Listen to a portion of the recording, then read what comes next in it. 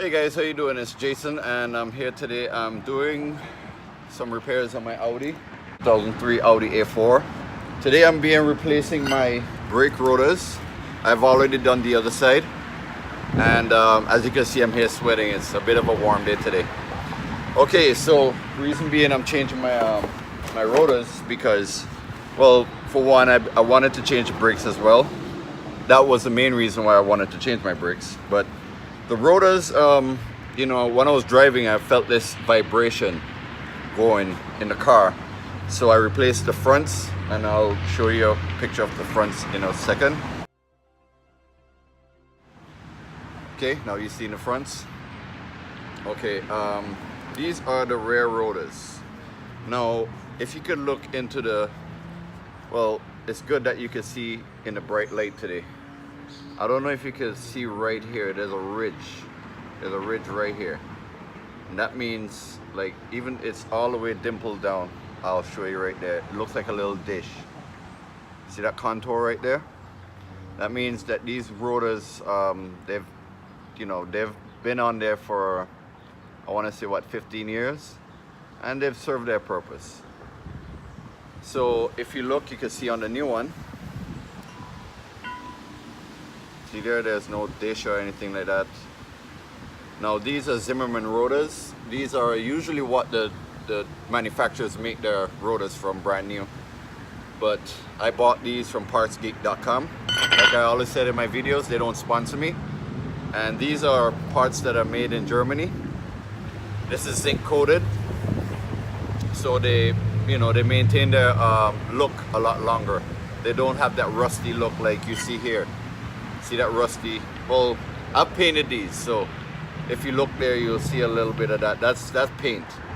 But on the surface there, you can notice that there's rust. That's what this prevents when you zinc coat them. And okay, now the thing is, on the rear brakes of these cars, most manufacturers, they'll put their parking brake on the inside, which means on the inside here, you'll have the brake pads on the inside for the parking brake.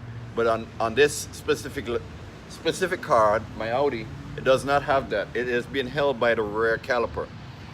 I did the front, and as we're gonna move on to the front, and I'll show you what I mean by that. The front, I thought the front would have been the easier one, but that's not the case. The rear are actually the easier ones. I thought that I had to remove the whole assembly that holds the caliper onto the spindle, but that's not the case. So I'm gonna move on here, and anyway, I'm gonna show you the parts that you're gonna need to change. You're gonna need one of these tools. This right here, my friends, is this turns the caliper piston on these cars. You cannot squeeze them back in.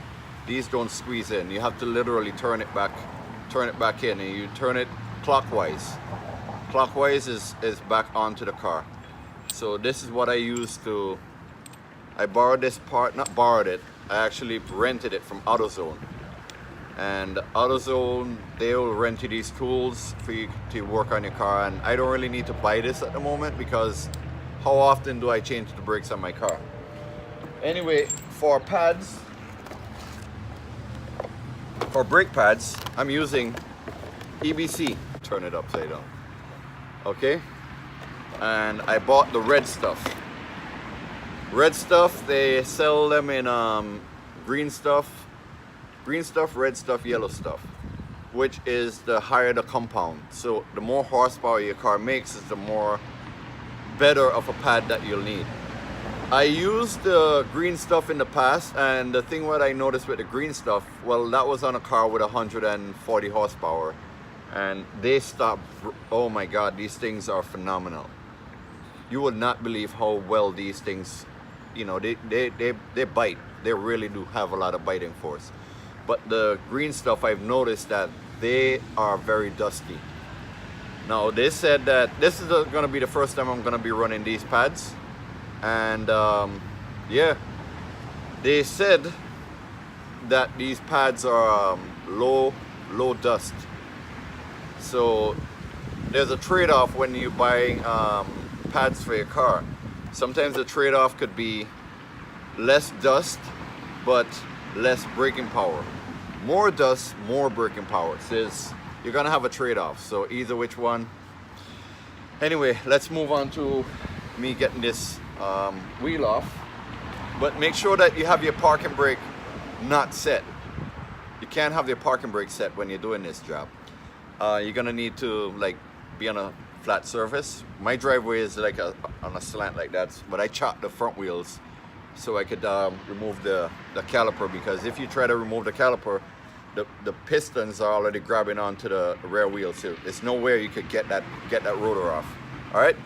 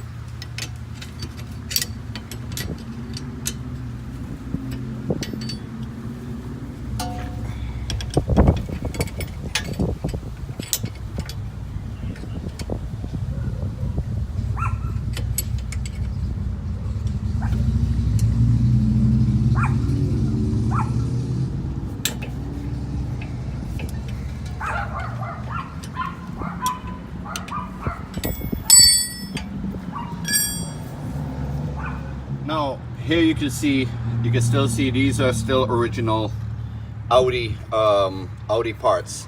These have been on there for about 15 years. They held up pretty well, but like I said, there's ridges on here now. These are ridges and they should not be there. That means, you know, you could even have them turned, you know.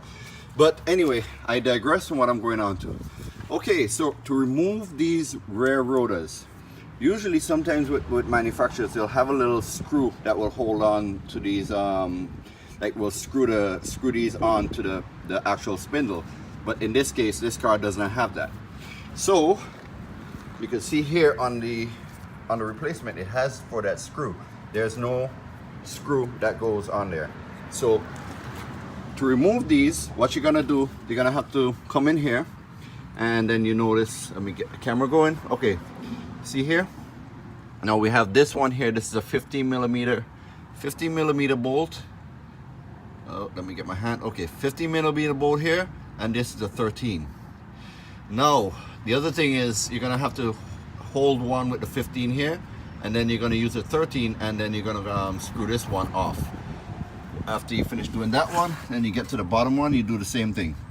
This one right here is, oh, there's some dust on my hand. This one here, the 13 on the outside, this one is the 15. So you're gonna remove these, and the whole caliper is gonna, this piece right here is gonna come right off. That comes off with the parking brake assembly and everything in it. Okay?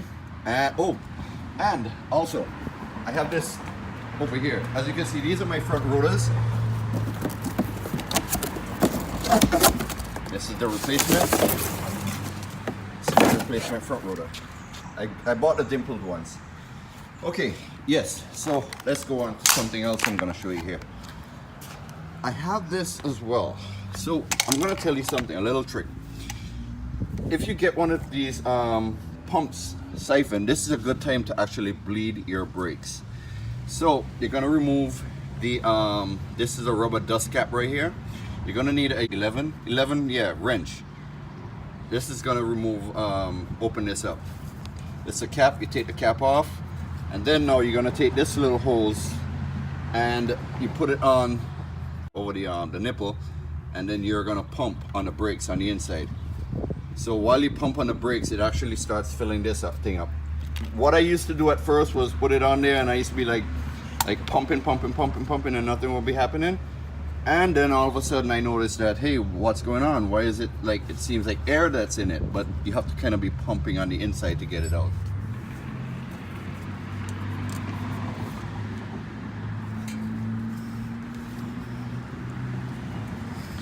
As you can see here, I'm just finishing taking off the bolts. These little 2 bolts right here. Now the thing is, the whole caliper now is gonna come off the car like this. Just wiggle it off, and there you go. The whole caliper comes off. Now you've got your old brake pads in here. This is one, as you can see here. It's not all the way done yet, but I mean, it's seen its better days. Look at that. It's like a piece of metal hanging off of it. This just tell you how the ridges are on the inside. That's how it was wearing now. So I remove these. Then now, as you can see, I'm gonna move. As you can see here, there's 2 little ridges right here. There's one here, and there's the other one right there. Now you're gonna put the tool that I just showed you in a second ago on there to twist it and to get it out. You're gonna have a hard time getting this piston to screw back into the car into this way if you don't open the nipple on the back side. This nipple right here that I was talking about earlier, you have to open this up and then put your little 11mm bolt on it, and then you start you just screw it open. Then you start turning this baby out.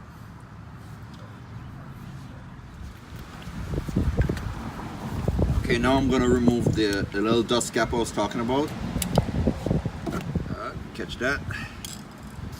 Then now I'm going to put my 11mm on here. Then I'll attach that hose that I was talking about earlier. This little hose right there. Put it on there, and then you're gonna crack this open. Okay, I think that's about that much. Okay, you see there. What I usually do, I'll put it up this way, hang it up on the top side. As you can see, there's starting to fill up there. So now I'm gonna show you what to do with this. This tool right here, it's like this right here. So I'm gonna put this on the inside, then you're gonna screw this back into it. Okay, so now I've got the tool. There's an adapter that you put on to the end of it, and then now see down I have it here like this. It's all set up, and then like I told you, make sure that this thing is cracked open. That is cracked open so you could get the fluid out, because when you start squeezing this piston back in, it will be very tight to turn it back in, because it has nowhere really to go. So when you open that up, it will start filling the bottle up that I have here.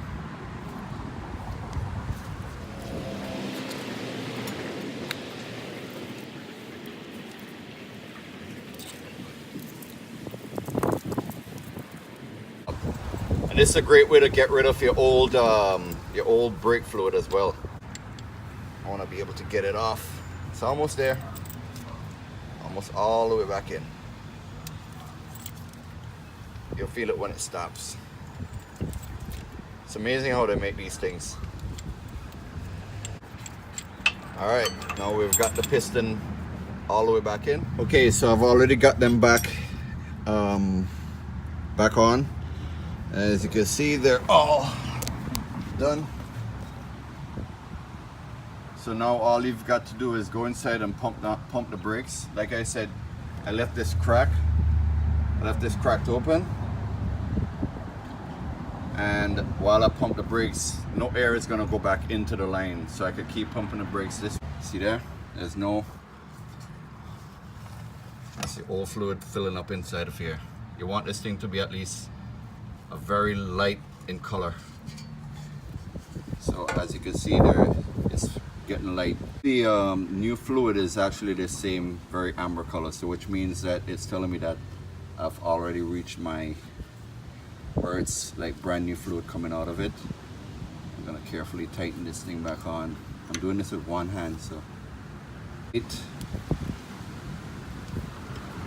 this way we don't get any air going back into the caliper. All right, awesome, that's done. Right, and check on my parking brake as well. So you're gonna pump the brakes, make sure they come back up. Got good pressure. Nice, feels really firm now. And the parking brake is gonna come up pretty high. So, oh, look at that, man. It's a lot more than where it was. It's like really tight now. Wow, that's awesome. All right, so we got great parking brake now. That's dope. Yep, that's the rear done.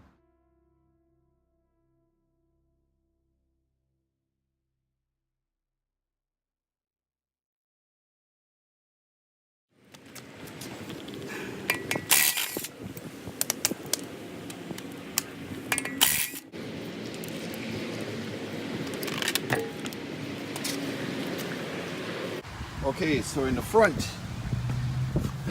this pin right here, you're gonna need to remove this pin. You can use a screwdriver or whatever. The tools you're gonna need for the front, you're going to need a screwdriver to remove this pin right here. Okay, so I've got that pin off. And you're gonna need to remove, look back here, this is a 21mm here, and there's another one in the bottom. That one right here that I'm pointing at. These two bolts need to be off, so you could get the whole caliper off. Okay, so I've now got the two bolts off on the back side, so the whole caliper is now going to be loose. So I'm going to remove the whole caliper. It's going to come off in one piece. I know usually, like, oh, a little quick thing, make sure you take these sensors off. I didn't do that. So you're going to disconnect this one. This is for the new brake pad sensor, and you're going to plug the new one back in here.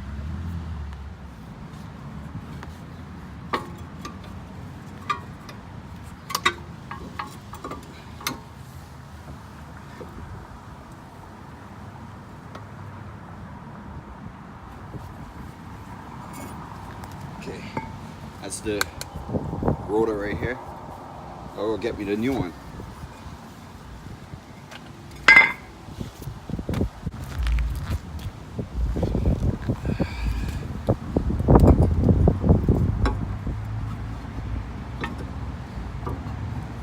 Okay, I'm gonna leave it there, hang right there for a little bit.